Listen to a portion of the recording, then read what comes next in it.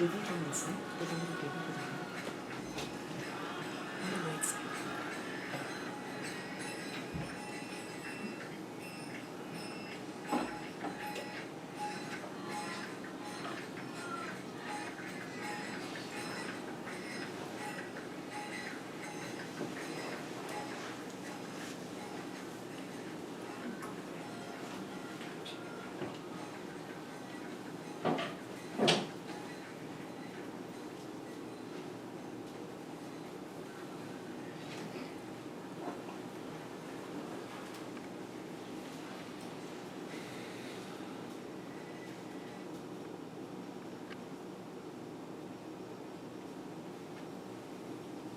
Good evening, everybody, and welcome to our home. We are very delighted, very honored to have His Holiness Radhanath Swami come to our home and spend time with all of you. His schedule is very, very busy, and he's visiting US. He visits once a year. Normally, he's based in India, and we are so honored that we have him in our midst. So, some of you know him. Some of you are my students who went to Govardhan Eco Village with me. Both the batches are here. If you can please raise your hands. The students who went with me to Eco Village, yes. And the others are some of my students from the campus. So, Maharaj, if I have your permission, can I do your introduction? I don't know how to answer that question. Do whatever makes you happy. Just do 5 minutes. I'm just going to give you a little introduction about our esteemed speaker today. Half of you know about him because you've heard him speak in India, and the majority of you don't know about him. So I'm going to walk you through a slideshow here for about 5 minutes, and that'll tell you essentially, it'll give you a little glimpse about our speaker here. So we're having a very amazing evening today with His Holiness Radhanath Swami. Maharaj, we refer to the Swami as Maharaj. It's a term of respect. He is a monk in the Krishna Bhakti lineage and a teacher of the devotional path of Bhakti Yoga. Bhakti Yoga means yoga which is tied to devotion. I'm sure all of you have heard of the word yoga. There's different kinds of yoga. So Bhakti means devotion. And his teachings primarily draw from the sacred texts of India, such as the Gita, the Bhagavatam, and the Ramayana. Some of you may have heard of these scriptures. And his teachings aim to reveal the practical application of the sacred traditions while focusing on the shared essence which unites apparently disparate religions. He was born as Richard Slavin to Jewish parents in Chicago. He came to confront a very deep sense of alienation from suburban life and the civil injustices of mid-century America while he was a teenager. At the age of 19, while on a summer trip to Europe, his internal struggles culminated in a commitment to search for God wherever it might lead him. He's the author of an absolutely amazing book entitled The Journey Home. How many of you have read the book? The students have read it. And I believe, because I've read your journals, how you felt about the book. This is an amazing book, and we'll talk about the book a bit later. This is a memoir of his search for spiritual truth, and it documents his odyssey as a penniless hitchhiker through Greece, Turkey, Iran, Afghanistan, Pakistan, and finally India. This is at the age of 19. He lived as a wandering ascetic amongst the forest-dwelling Himalayan yogis and a wide variety of gurus in India and Nepal. His search finally led him to the most holy town in India, which is known as Vrindavan. That is the birthplace of Krishna, and where he found his path amongst the Bhakti yogis. In Vrindavan, he found his teacher he was searching for, A.C. Bhaktivedanta Swami Prabhupada, who is the founder of the International Society for Krishna Consciousness, known as ISKCON, or commonly known as the Hare Krishna movement. Some of you may have heard of that. At the age of 31, he took the monastic vows of a sannyasin, which means a monk, and became known as Radhanath Swami. He travels regularly throughout India, Europe, and North America, sharing the teachings of Bhakti Yoga. He has guided a lot of community developments and directed a number of acclaimed social action projects, which I'll show you in a minute, including midday meals, and has also worked diligently to establish missionary hospitals, eye camps, eco-friendly farms, the one that we visited in India, schools and ashrams, an orphanage, and a large variety of other initiatives. During his journeys, he has met a large number of influential people. He met the US President Barack Obama. He also met the Dalai Lama. He met with Mother Teresa. He also met recently with the current Indian Prime Minister, Narendra Modi, and also the Indian President, Pranab Mukherjee. He met with Pratibha Patil, the ex-Indian President. And he also met a wonderful social activist, and the students got to meet her. Her name is Sindhutai Satkal. She is commonly known as the Mother of Orphans, an absolutely warm and wonderful individual. And he's met a lot of spiritual leaders, such as Sri Ravi Shankar, amongst others. He's met world-renowned musicians and actors, such as Joe Walsh, the English actor Russell Brand,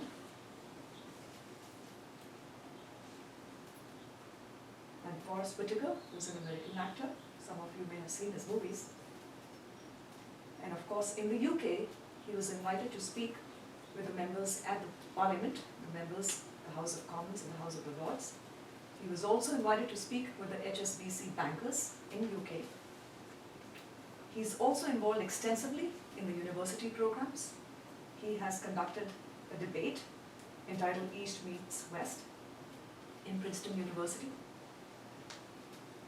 He's a part of major interfaith conferences. He's been invited for the TEDx talks by the London School of Business. He's conducted numerous university programs at universities such as Harvard, Cambridge, MIT, Stanford, NYU, Columbia, and University of Boston. And in terms of corporate world, he's been invited to speak at Google, Apple, Intel, Ford Motors, Oracle, and Starbucks.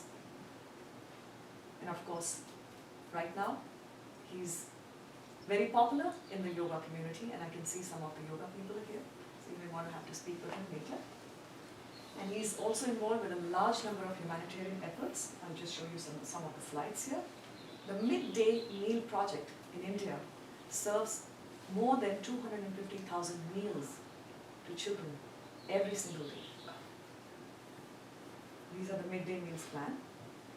He's also instrumental in the direction of an absolutely amazing eco-village in the western part of India, close to Mumbai, known as Govardhan Eco-Village. And this eco-village is known for its cows. You met the cows, so you know what I'm talking about. And he's also directed orphanages, which are tied to the eco-village.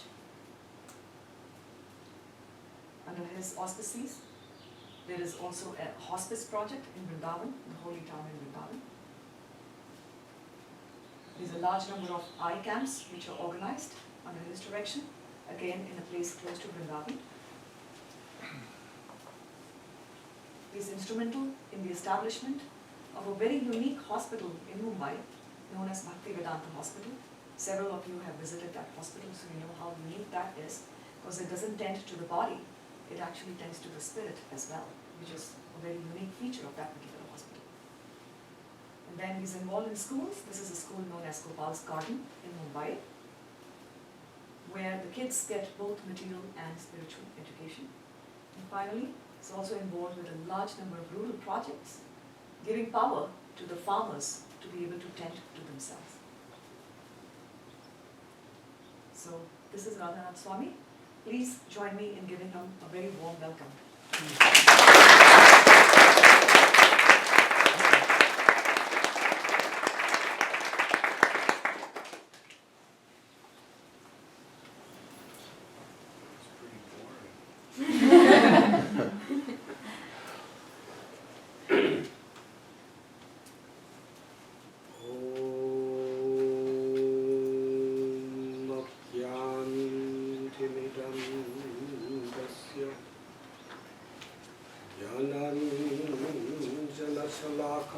चक्षुरुन्मिलितं येन तस्मै श्रीगुरवे नमः।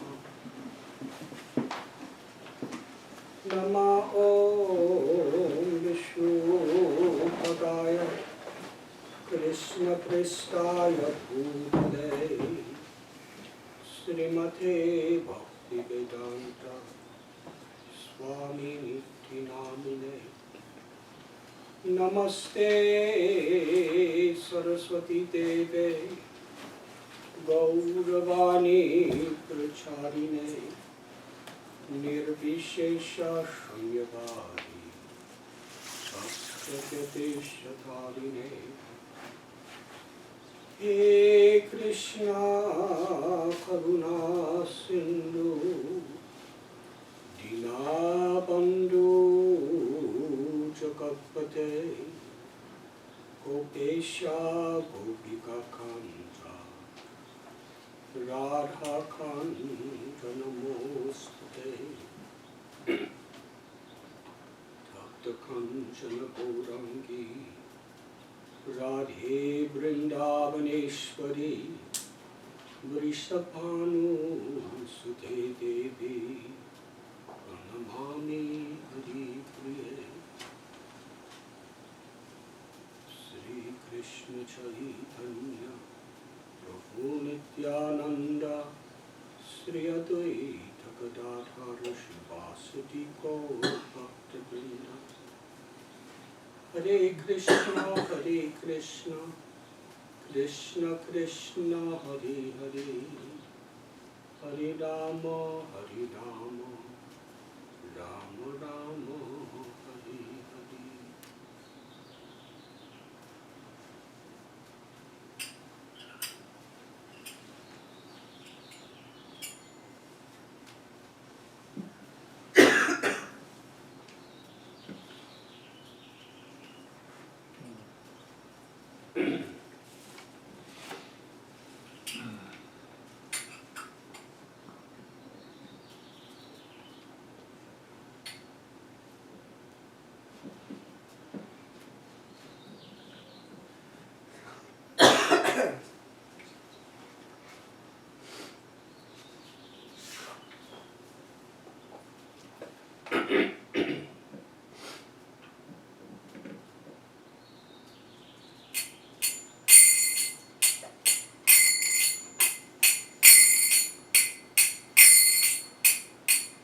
गोविंद जय जय गोपाल जय जय गोविंद जय जय गोपाल जय जय गोविंद जय जय गोपाल जय जय गोविंद जय जय गोपाल जय जय राधा रमण हरि गोविंद जय जय राधा रमण हरि गोविंद जय जय राधा रमण हरि गोविंद जय जय राधा रमण हरि गोविंद जय जय गोविंद जय जय गोपाल जय जय गोविंद जय जय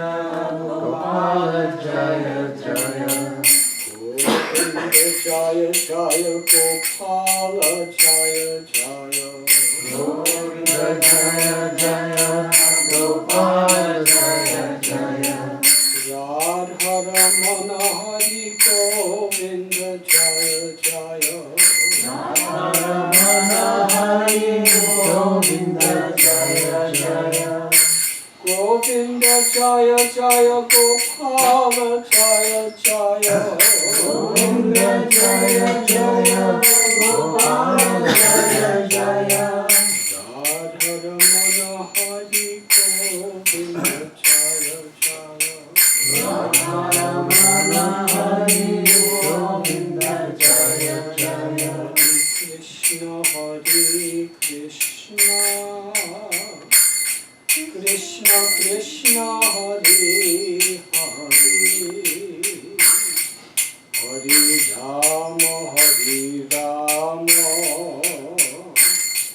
Rama Rama Hare Hare Hare Krishna Krishna Krishna Hare Hare Hare Rama Rama Rama Hare Hare Hare Krishna Krishna Krishna Hare Hare Hare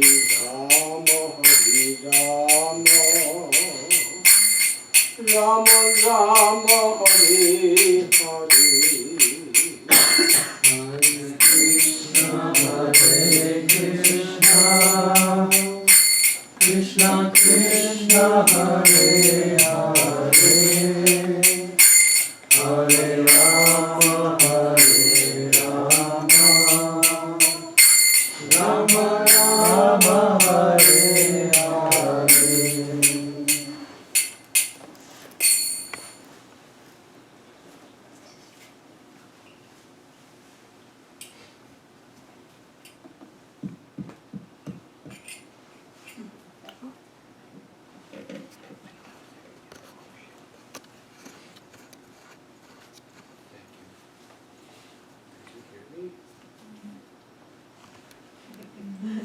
Supposed to make it loud?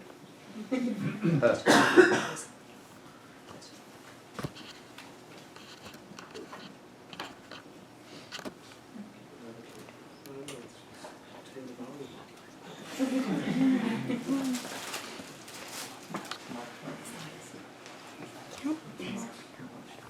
That's excellent. I'm very grateful to be with all of you this evening. Special gratitude to Nandini Radhanath. What is her other name? Nitika Parwar. Yes, like that. Sachi Tulati. We're all putting the doors to their beautiful, peaceful home to all of us. And my very special gratitude to all of you. Because this part of the world, there's so many alternatives to what you could be doing tonight. And you chose to be here. Thank you.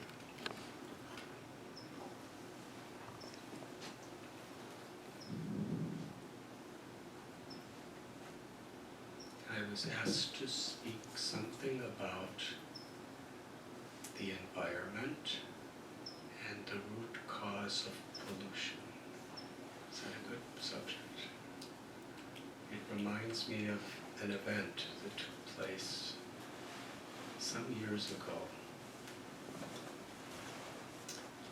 I had just brought about 4,000 or 5,000 people on a pilgrimage for about 2 weeks to a place called Vrindavan, where throughout the day and night I was going to different places and giving talks. I had to help organize it. We had to feed everyone and find places for them to stay. And at the end, I was to take a flight from Delhi back to Mumbai, where I reside. And when I was at the Delhi airport, I didn't have to deal with any pilgrims. I was just wanted to be left alone and be quiet. So I was sitting there, relishing those moments of peace for about 30 seconds. Then I was approached by someone and said, the minister for the government of India for the environment and forestry is sitting close by and she wants to speak to you. So, being a foreigner who requires the government to give me visas every year, I naturally agreed. And she approached me, one of the most powerful people of the Indian government, and really an activist, and passionate about what she does. Her name is Maneka Gandhi. She was the daughter-in-law of Indira Gandhi, used to be Prime Minister. So I was sitting on a little plastic chair, and she stood right over me, and she said, "Namaskar, Swamiji," and we had some pleasant exchanges, and then she raised her voice and said, "What are you yogis and swamis doing for the environment?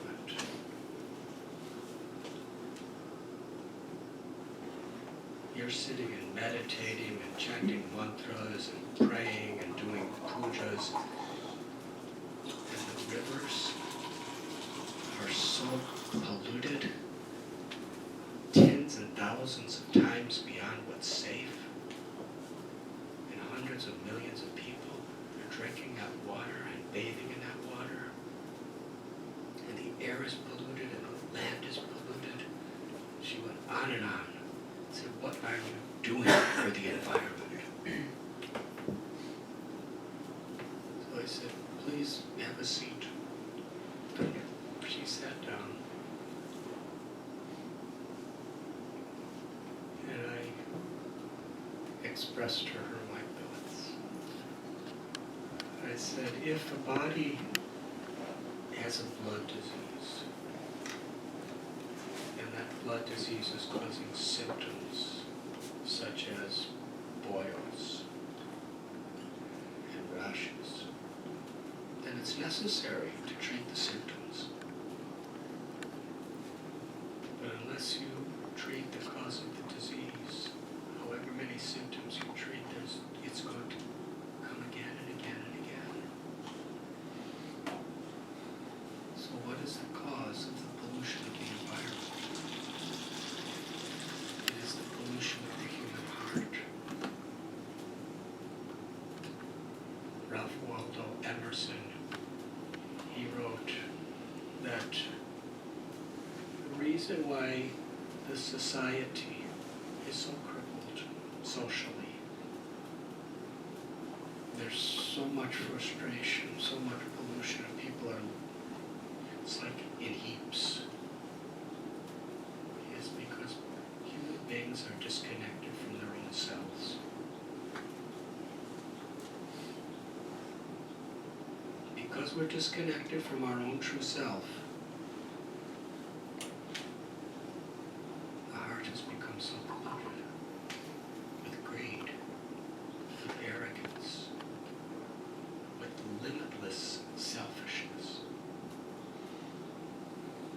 I cited a friend of mine who was a professor of economy, of economics. And I was speaking at one of his classes, an American professor. And I asked him, I said, I've not had a bank account since 1969, or signed a check. And I haven't had a job since then. And I only went to one semester of college. And you're asking me to speak in your economics class to graduate students. So I need a little help. I don't even know what economics is actually, as far as a study.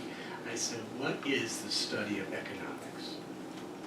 And he said, I can tell you the essence of the study of economics. Dealing with the problem. The problem is, every human being has limitless desires to take from the environment,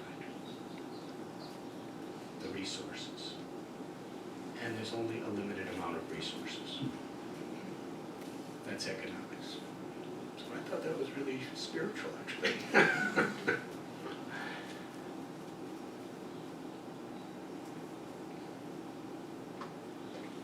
What is that disconnect that that makes us vulnerable to greed and envy and selfishness.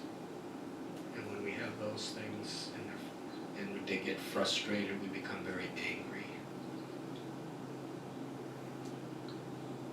What is that causes us to be so obsessed with proving ourselves superior to others, even to the extent of repressing them, oppressing them, because they're different than us?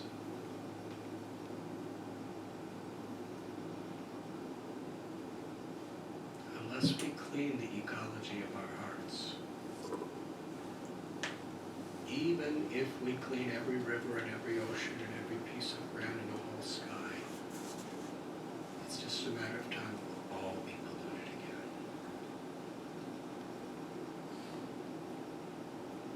So taking care of the environment externally, in order for it to be sustainable and effective, human beings have to learn to also take care of the internal ecology of their own consciousness.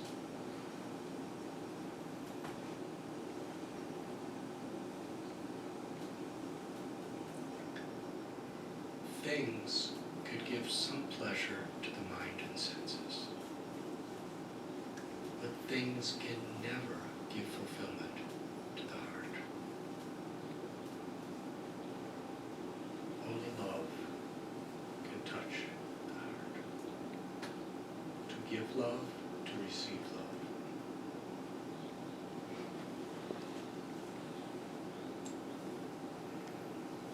Just about a month ago, I was in Dubai, and I had to give a lecture at this place, and I had to walk through the largest shopping mall on planet Earth to get to where I was going to speak. Now, being a Swami who I haven't gone shopping in like 15 years. And even then I didn't like it. But I was walking through this shopping mall, and it was a Friday night. It was really crowded. There were people from every part of the world. Thousands and thousands of people. They were in huge areas. And I looked in front of me, and there was like a 3-story high aquarium in the shopping mall. And it was mostly sharks swimming around. And as I was there, and there was music playing, and there's so many very high-end type of stores there. And I was just trying to get through. It was hard to get through. There's so many people crowded everywhere. And then I saw something very interesting. I saw a little girl. She was about 5 years old. She had blonde hair. She had blue eyes. She was American, actually. And she was coming up an escalator, and she was laughing so loud that even with all the noise of the music and everything else, it caught my attention. She was laughing, and one hand was holding her mother, and one hand was holding her father, and she was kind of dancing in there, and she was dancing. She was trying to run away, and they were catching her, and she was just so happy, frolicking around. She was completely oblivious to everything else going around there. You know, just there were sharks right over her, behind a little glass this big, and it was swarms of people. So I was very pleased to see her happiness. But you know, we Swamis, we're kind of programmed to look at things from different dimensions. So I was thinking, she's so happy because she's holding the hands of her parents. But what if she lost her parents in this crowd? What would be her condition if she was alone, without the shelter of her mother and father? She would have been completely disoriented. She would have been either screaming hysterically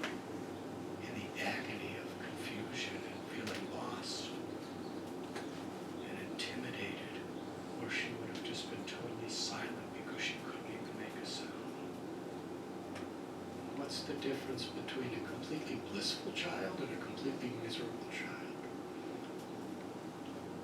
Her parents were there. She felt protected by their love. There were a lot of people there that were bigger and stronger than her parents. There were probably a lot of people there that were wealthier than her parents.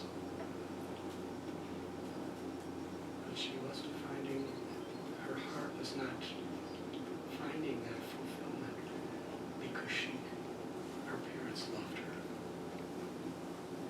And she loved her parents. And that was her shelter. That was what made her so free and so happy.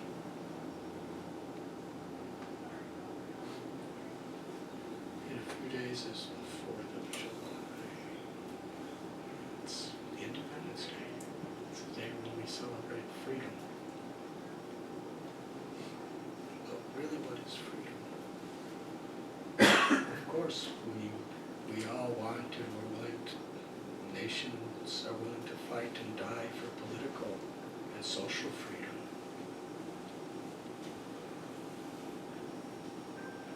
But are we free within ourselves? Social and political freedom have the greatest value when they actually facilitate us to find freedom within ourselves. There's the famous story of Socrates. He was in prison, and they came to bring some poison hemlock to him to drink, for him to die. And he told the guard, he said, "You can't kill me until you first find me." He's in chains right there. He said, "You can't kill me until you first find me." Because he understood that he's really a free man. Because he had realized who he really was beyond birth and beyond death.